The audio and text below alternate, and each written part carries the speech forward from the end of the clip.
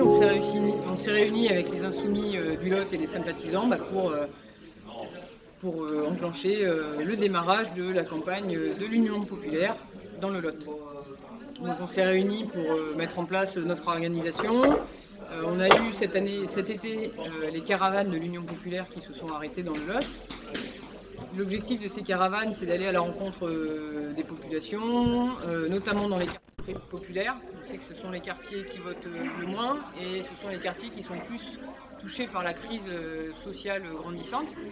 Et l'objectif, c'est d'aller lutter contre la résignation, lutter contre le « on peut rien faire », puisque aujourd'hui on va porter un programme, un avenir en commun qui peut changer les choses, auquel un institut de sondage l'a montré, une majorité de Français adhèrent, plus de 9 Français sur 10 adhèrent pour l'augmentation du SMIC, sont pour la garantie d'emploi, 8 Français sur 10 pour le rétablissement de l'ISF, etc. Et donc le but du jeu, c'est d'aller vers les gens. On a vérifié aussi leur inscription sur les listes électorales, pour qu'ils puissent exercer leurs droits civiques, et d'aller échanger sur ces propositions-là pour changer les choses. Et l'accueil a été plutôt très positif, avec une vraie envie de dégager Macron, on peut dire les choses comme elles sont, pour voir arriver une politique qui enfin à leur service. Donc là, on s'est réunis entre insoumis pour parler de ça et puis des différents sujets d'actualité aussi. Et vous avez évoqué toutes les questions sanitaires, plus ou moins le problème posé par les questions sanitaires aujourd'hui? Oui, on les a évoqués bien sûr. On fait une analyse quand même. Pour l'essentiel, les questions sanitaires, les problèmes qui nous sont posés résultent de deux choses.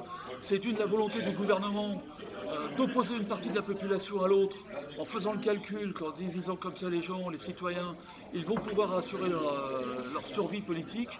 Et l'autre problème qu'on rencontre, c'est aussi le désaveu de la population, le désamour de la population, j'utiliserai plutôt ce terme, vis-à-vis des politiques sanitaires qui sont mises en place. C'est-à-dire que si aujourd'hui on se fait vacciner, on sait c'est de toute façon sous la pression, sous l'obligation. Le pass sanitaire, c'est plus qu'une crise sanitaire. Le pass sanitaire, c'est d'abord une dérive autoritaire, voire totalitaire du régime, qui impose plutôt que de convaincre. Quand on était gamin, les politiques sanitaires étaient liées à une adhésion populaire aux politiques sanitaires. On se faisait vacciner, ça ne posait pas de problème. Aujourd'hui, le manque de confiance, pas seulement dans les politiques sanitaires, mais vis-à-vis des institutions en général, conduit une partie de la population à se défier des institutions, quoi. Et la politique sanitaire est mise dans le même sac que le reste. Et ça pose un vrai problème. Plutôt que de sanctionner le personnel qui n'est pas vacciné, que de le licencier, parce que ce sont des licenciements déguisés, rester 2 mois à la maison sans toucher de salaire, ça pose un vrai problème. Moi je pense aux familles qui vont rien avoir à manger, quoi. Est-ce que c'est pas une aubaine là? Pour qui? Pour les familles? Non, pour le gouvernement de pouvoir licencier. Ah oui, c'est clair. C'est le résultat aussi des politiques sanitaires qui ont été mises en place depuis 40 ans. On est passé en 2020 de 700 lits d'hôpitaux par centaines de milliers d'habitants, je ne me rappelle plus exactement, à moins de 350 aujourd'hui. C'est-à-dire qu'on a divisé le nombre de lits d'hôpitaux par 2. Alors le problème, c'est que le Ségur de la santé n'a pas pris ça en compte, quoi. Comment on fait pour regagner un hôpital public digne de ce nom, quoi? Aujourd'hui, toutes les opérations rentables, on les envoie sur les hôpitaux, sur les cliniques privées, etc. Et dès qu'il y a un incident, dès qu'il y a un problème technique, on renvoie le malade à l'hôpital public qui assume les dépenses principales, quoi, en fait. Les dépenses d'urgence, etc. Oui, donc ça pose un véritable problème. L'organisation de la santé aujourd'hui dans ce pays, elle est catastrophique. Et on ne réglera pas la question sanitaire par des mesures autoritaires, voire totalitaires.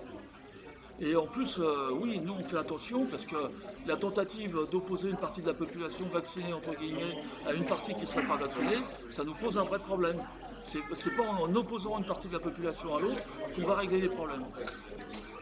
Non, surtout quand on voit en plus que le gouvernement ne met pas en place toutes les autres mesures pour lutter contre le virus, parce que le vaccin c'est pas une fin en soi. Déjà vacciner la France quand le reste de la population mondiale n'est pas vaccinée, quelle est son efficacité? On n'a toujours pas vu la levée des brevets sur les vaccins. On n'a toujours pas, moi je suis enseignante de purificateur d'air dans les classes, alors qu'on a notamment dans des lycées ici des classes à 35 et 40 élèves. Enfin voilà, les moyens ne sont pas mis en place, donc les gens n'ont pas confiance en fait dans la politique sanitaire du gouvernement, parce qu'on est sur une politique à 2 vitesses, quoi. On va contraindre les gens, mais on ne va pas mettre les moyens de l'autre côté. S'il n'y a plus de pompiers parce que pas vaccinés, comment on éteint le feu? Ouais, mais c'est ça, mais ça pose une vraie question de santé publique. C'est à un moment donné déjà qu'on a Même sur des les vaccins, services de hein. santé, déjà on a des services de santé qui sont à genoux avant le Covid. Comment on va faire avec ces soignants en moins, avec tous ces intervenants en moins? Enfin, ils veulent quoi? Ils veulent qu'on privatise tout. Donc les insoumis ne sont pas désespérés, donc ils ont des solutions? Oui, Non. on en a une déjà par exemple sur les vaccins. On va proposer la création d'un pôle public du médicament avec l'obligation pour les entreprises françaises qui touchent des subventions publiques d'exercer, d'organiser la recherche. Le budget de la recherche en général dans ce pays doit augmenter.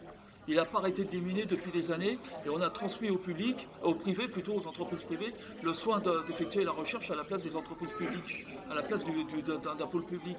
Oui, il faut récupérer, il faut obliger les entreprises qui aujourd'hui font des millions, des milliards de profits, je pense à l'industrie pharmaceutique, à réinvestir dans la recherche. Et l'argent public doit servir à ça. Il ne doit pas servir aux actionnaires de Sanofi. Le retour au public de la santé dans le programme des Insoumis, Oui. c'est quelque chose d'acté? Ah oui, C'est même un retour total. on parle Sur même, l'ensemble je parle du tout au système, contrôle, mais sur on l'ensemble du parle de système de nationalisation, de renationalisation de l'industrie pharmaceutique. La santé ne peut pas être un bien marchand, c'est pas possible, ça ne fonctionne pas. Et depuis qu'on détruit l'hôpital public, on voit bien tous les problèmes que ça cause. On ne peut pas avoir une logique marchande là-dessus. Alors, comme tout passe par le système électif, les élections, vous êtes prêts? Vous commencez un petit peu à travailler le sujet de l'organisation sur le département? On y va pour gagner. On y va pour gagner. On fait le pari qu'on va se qualifier pour le deuxième tour et qu'on va gagner l'élection présidentielle. Il y a besoin dans ce pays de renverser la table, quoi. Moi je pense d'abord au quartier populaire, à ces enfants qui font la queue. C'est 30% de plus au Resto du Cœur, au Secours Pop. 30% et des jeunes, quoi. Des jeunes de 18-20 ans qui aujourd'hui n'ont plus rien à manger et sont obligés. Ouais, il y a une urgence alimentaire, oui. On veut gagner parce qu'on veut créer, une urgence alimentaire. Il faut. Merde, excuse-moi du terme, tu le couperas. Je ne sais pas ce que tu veux dire. Le terme. Sécurité Ouais, alimentaire. voilà. Il faut créer une sécurité alimentaire dans ce pays où on assure à tout le monde de quoi manger, quoi. Voilà. Après, c'est la question sociale, c'est la question écologique. Voilà, on est sur des points d'urgence et des défis qu'on n'a jamais connus en fait, et notamment la question climatique qui va s'imposer à tous, quelle qu'elle soit. Et c'est pas en continuant des politiques où on va aménager les choses pour mettre des pansements, des rustines face à un monde financiarisé, un capitalisme qui dégrade tout, qui détruit tout. Il faut vraiment amener une politique de rupture, une politique ordonnée, méthodique et surtout une politique démocratique. Parce que même dans la question sanitaire, on l'a déjà dit, se pose la question démocratique. Voilà, comment les citoyens décident de la politique sanitaire, comment les citoyens vont décider de la politique écologique, etc. Et donc c'est aussi, nous, l'objectif de la campagne, c'est de replacer cette question démocratique qui a été complètement bafouée par Macron et les autres avaient déjà bien entamé la chose avant, et c'est d'amener une 6e République. Et ça, dans les quartiers populaires, là où on est passé dans les caravanes, c'est au cœur du sujet. La défiance envers les élus, parce qu'ils peuvent raconter un truc aux élections et faire l'inverse après, l'envie de contrôler les décisions, le RIC qui est arrivé avec les gilets jaunes, etc., c'est très présent dans la population. Vous pensez que la défiance d'une grande partie de la population, on le voit, hein, par rapport aux élus, d'une certaine façon, elle peut être réglée par la participation, par Pas seulement, hein. Pas seulement, il faut aussi mettre des garde-fous. Par exemple, quand un élu prend des engagements, je pense à la proposition de Hidalgo de doubler le salaire des profs. J'ai beaucoup aimé la réponse qu'elle a faite, parce que doubler le salaire des profs, oui d'accord, ça ne coûte rien de prendre des engagements quand il n'y tiendra pas. Le PS a été au pouvoir quand même pendant des années, il a diminué le pouvoir d'achat des enseignants. Donc les leçons que les candidats socialistes peuvent nous donner, ça nous fait doucement rigoler. Mais au-delà de ça, c'est exactement le genre de proposition qui fait qu'à un moment donné, il y a un désaveu et un divorce entre citoyens et politiques.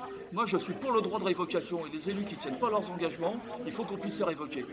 Et alors là, en l'occurrence, prendre des engagements de ce type-là, c'est complètement démago et si elle était élue, il faudrait pouvoir la révoquer. Une question que vous posez sur l'organisation de votre campagne, vous avez allié des idées novatrices avec les caravanes, ce qui est plutôt nouveau, inédit. Est-ce que vous avez l'intention de mener une campagne un petit peu différente de tous les autres partis, justement pour aller encore plus vers les Français, les inciter à voter, et pas qu'on les autos d'abstention qu'on a connu au régional?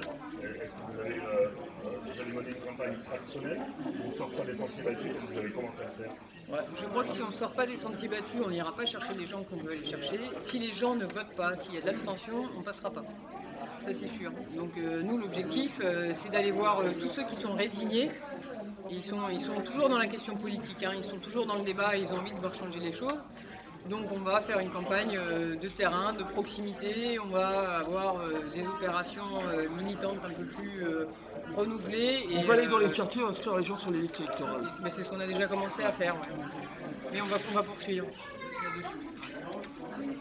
Et on va aller parler aussi aux gens au-delà des clivages, c'est-à-dire que l'Union populaire, il n'y a pas le FI de la France insoumise, hein, parce qu'on s'adresse vraiment à toutes les personnes, d'où qu'elles viennent, peu importe ce qu'elles ont voté avant, à partir du moment où vous voulez l'augmentation du SMIC, la retraite à 60 ans, un hôpital public, le retour de l'ISF, et bien venez avec l'Union populaire, peu importe votre parcours avant, peu importe ce que vous avez voté, si vous voulez voir ça, c'est l'Union populaire.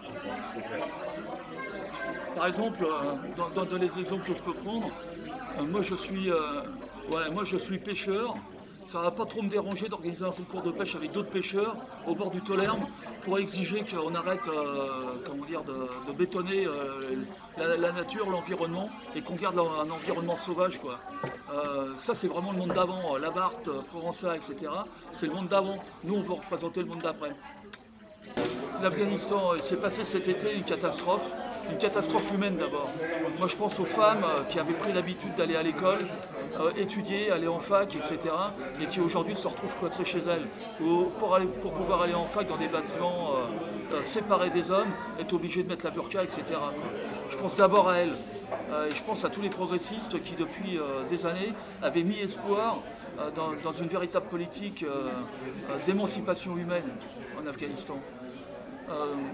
La politique qui a été menée depuis 20 ans, on le savait au départ, puisque la France avait dit qu'il fallait que ce soit l'ONU qui contrôle l'intervention militaire en Afghanistan. On savait que ça allait conduire à une catastrophe humaine. On le savait dans la mesure où c'est qu'on n'impose pas à un peuple un modèle politique extérieur. Ce que les Américains ont fait, c'est ni plus ni moins qu'une politique impérialiste. Et ils se sont, alors qu'ils avaient un boulevard devant eux pour organiser une démocratie, ils se sont coupés de la population qui a été rejetée, qui a rejeté l'occupation américaine, parce qu'à un moment donné c'est devenu une occupation, et se sont précipités non pas dans les bras des talibans, mais des premiers qui pouvaient chasser les États-Unis. Et c'est malheureusement ce qui s'est passé. Et les progressistes aujourd'hui sont dans cette situation-là, qui viennent en France, qui fuient le régime des talibans, qui viennent en France. Le devoir de la France aujourd'hui, c'est d'accueillir d'une façon très concrète et très directe les réfugiés afghans. Moi je ne parle pas il va falloir réguler les flux migratoires. Tous les Afghans qui viennent en France, il faut qu'on les accueille dignement. Voilà. Il y a des associations dans le Lot. Oui, J'allais dire pour ça, vous les soutenez? Bien sûr, bien sûr. Totalement, et dans l'ensemble de leurs revendications, c'est-à-dire que non seulement, bon, bien sûr, il y a la revendication de l'accueil, hein, puisque chacun a le droit de vivre en sécurité et dignement, qu'en plus le droit d'asile n'est pas discutable, hein, puisque la France a signé, mais ce que pointent aussi les associations, c'est qu'il y a déjà des personnes qui sont présentes sur le territoire qu'il faut protéger. Il y a des procédures de réunification familiale qui durent depuis des années. Il faut absolument les accélérer. Il s'agit d'accueillir, en lien avec les associations, pour accueillir les bonnes personnes au bon endroit et ne pas aussi éclater les familles qui sont déjà en train de vivre un drame incommensurable. Donc il faut faire confiance aux associations, il faut leur donner les moyens, mais les moyens concrets, des appuis concrets, et aussi que les élus locaux s'engagent concrètement dans cet accueil. Moi, j'ai personnellement, à la demande de Céline, qui est responsable de l'association Migrants, j'ai personnellement téléphoné à plusieurs élus Je peux donner des noms, hein. Dominique Bizat à Saint-Céré, qui est maire de Saint-Céré, Christophe Provençat, qui est maire de Gintrac, je pense à Régis, qui est maire de Pinsac, qui y a d'autres, Gaëlic Josse, qui est secrétaire départemental du PS, mais qui est aussi maire de Saint-Michel. J'aurais demandé d'intervenir, ils m'ont tous donné leur accord pour dire qu'il fallait que les mairies accueillent les familles de migrants, donnent une caution et accueillent les familles de migrants et qu'on puisse régulariser et organiser. Alors pour le coup, oui, il faut organiser le regroupement familial. Et il faut le faire d'une façon très concrète. Moi j'affirme oui, 3 fois oui au regroupement familial. Oui, notamment en ce qui concerne les Afghans. Déjà que je suis pour les autres nationalités, mais là particulièrement, quoi. Il faut que ces élus-là qui ont pris des engagements, maintenant il faut qu'ils les tiennent. Mais je suis sûr qu'ils vont le faire. Est-ce qu'on paye là le retard, du moins l'inaction du gouvernement par rapport à ça, au regroupement? Ça fait 2 ans, Céline pourrait donner l'exemple, ça fait 2 ans que les associations demandent la régularisation d'un certain nombre de familles afghanes. Le rapprochement, on peut avoir des discours, hein, on va accueillir de façon humaine les gens, mais après il faut que ça soit des actes concrets, ouais, bien sûr. Et dans le Lot, il y en a. Donc il faut que le préfet prenne ses responsabilités, il faut que les élus tiennent les engagements qu'ils ont pris, etc., etc. Ok, merci. Vous aviez un autre sujet à proposer? Oui, je suis pour qu'on organise un concours de pêche au bord de l'eau. En 2022, on va Donc gagner. vous êtes au courant même si c'est pas enregistré, des éoliennes qui vont être placées à... Moi, par principe, j'ai vu qu'il y avait beaucoup d'élus qui refusaient l'installation des éoliennes sur leur propre territoire. Par principe, moi je ne suis pas pour qu'on détruise des terrains agricoles qui peuvent servir à produire des produits agricoles de qualité, c'est le cas dans le Lot pour beaucoup, au bénéfice d'une industrie qui est paraît-il, renouvelable. Si on a besoin d'énergie renouvelable, mais ce n'est pas en bricolant et en imposant les choses qu'on avance sur ces dossiers-là. Pourquoi est-ce que les hydroliennes ne sont toujours pas mis en place? Pourquoi est-ce qu'il n'y a pas de pôle public de l'énergie? Pourquoi est-ce qu'aujourd'hui on ouvre le capital d'EDF, etc. On privatise l'énergie en fait, au détriment de l'installation de biens publics? Pourquoi? Alors on nous dit on va installer des panneaux photovoltaïques ou des champs d'éoliennes, de photovoltaïques, et dans le même temps on privatise. Pour qui? Pourquoi? Pourquoi par exemple est-ce que les panneaux solaires aujourd'hui ne sont plus fabriqués en France? La production est partie à l'étranger, en Chine, alors qu'en France on en fabriquait. Moi je veux bien qu'on m'explique qu'on va produire et fabriquer qu'on va mettre en place une énergie renouvelable, mais avec qui, quand, comment?